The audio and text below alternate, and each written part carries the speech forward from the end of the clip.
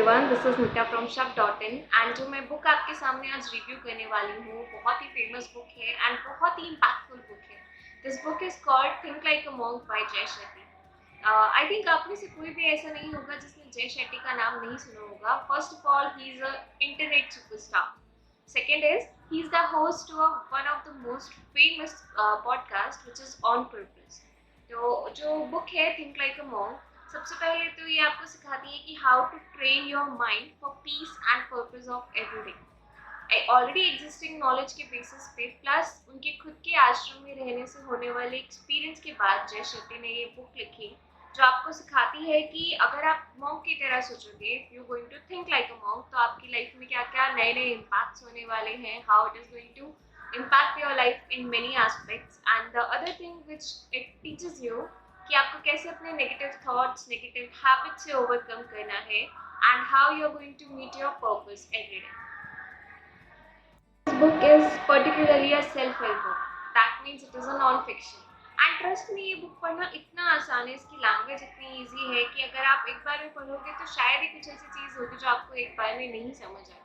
So this book gives you both conventional and non-conventional advice कि आपकी life कैसे आप बेटर बना सकते हो in terms of happiness, mindfulness and the purpose of living. उसके बाद मैं आपको बताना चाहूँगी कि अगर आप मॉन्क का माइंडसेट अपना लोगे तो how you can overcome anything in your life.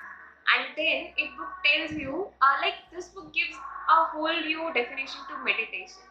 इसमें बताया गया है कि मेडिटेशन की पावर क्या है, मेडिटेशन के थ्रू आप क्या क्या नहीं कर सकते हो। यानी देयर इज नथिंग जो आप मेडिटेशन के थ्रू सॉल्व नहीं कर सकते हो।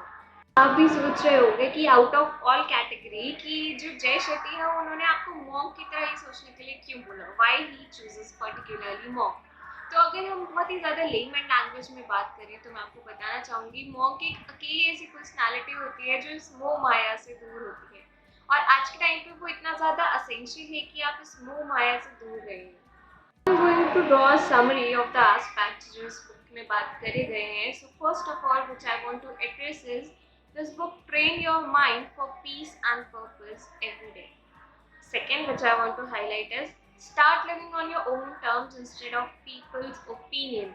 चार लोग क्या कहेंगे that doesn't matter. जो मैटर करता है वो ये मैटर करता है कि what you think about yourself. And how is your perspective towards your own life. आपको दूसरों के बारे में इतना सोचना ही नहीं है कि वो क्या कहेगा, वो क्या कहेगी। No, it should not count. आप अपने बारे में सोच रहे हैं, इंडिविजुअली सोच रहे हैं, and that is the only thing जो आपको सबसे ज़्यादा इम्पॉर्टेंट होनी चाहिए। तो third which I want to talk about is remove toxic people out of your life and toxic relationships. आपको मालूम है देयर इज अ सच में रेड फ्लैग्स होते हैं इंसानों में, and you first of all you have to recognise those red flags. मैं आपको एक एग्जांपल बताना चाहूँगी। Like there are two kind of people. एक होते हैं जो होते हैं सेल्फ कॉन्फिडेंट। सेल्फ कॉन्फिडेंट जो पर्सन होगा ना, वो बंदा आपको भी हेल्प करेगा आपके फियर्स से ओवरकम करने के लिए। But on the other hand, if you are if you are friends with a narcissist, or if you are in a relationship with a narcissist, then that person is going to manipulate you, and he is or she is gonna put herself or himself on the top. ऐसा गलत नहीं है कि अगर आप अपने आप को प्रायोरिटी पे रख रहे हो, बट आप किसी के सिर पे चढ़ के अगर अपने आप को प्रायोरिटी पे रख रहे हो और उसके बारे में जरा भी नहीं सोच रहे हो, दैट इज कॉल्ड सेल्फिशनेस। आपको ऐसे लोगों से बहुत ज़्यादा दूर रहना है जो आपकी लाइफ में जहर घोलने का काम कर रहे हैं, आपको ग्रो नहीं कर रहे हैं, they are stopping you somewhere somehow. तो ऐसे लोगों से दूर रहना है।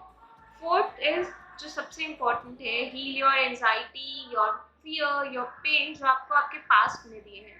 बिकॉज अगर आपने पास्ट को रिकवर नहीं किया है, मीन आप पास्ट से ओवरकम नहीं कर पाए हो, आपने उसको डेवलप नहीं किया है, then you are not going to आपके जो पैर है वो फ्यूचर में जम ही नहीं पाएंगे। जब भी आपको डिसीजन लोगे and if your past is going to continuously hitting you, तो आप वो डिसीजन नहीं ले पाओगे। आपका वो जो डिसीजन होगा वो डगमगाता ही रहेगा हमेशा। तो सबसे इम्पोर्टेंट है कि आपको अपने पास्ट का जो ट्रॉमा है वो हील करना है। एंड जैसा जय शेट्टी ने बोला है इस बुक में कि मेडिटेशन के थ्रू आप कुछ भी हील कर सकते हो, कितना भी पुराना ट्रॉमा हो, कितना भी भयंकर ट्रॉमा हो, you are going to heal it.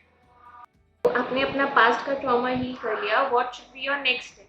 तो फिफ्थ एस्पेक्ट जो इस बुक में बताया गया है दैट इज कि आपका जो ट्रू पैशन है, आपका जो ट्रू पर्पस है, आपको उसको अनकवर करना है. It is like finding yourself again.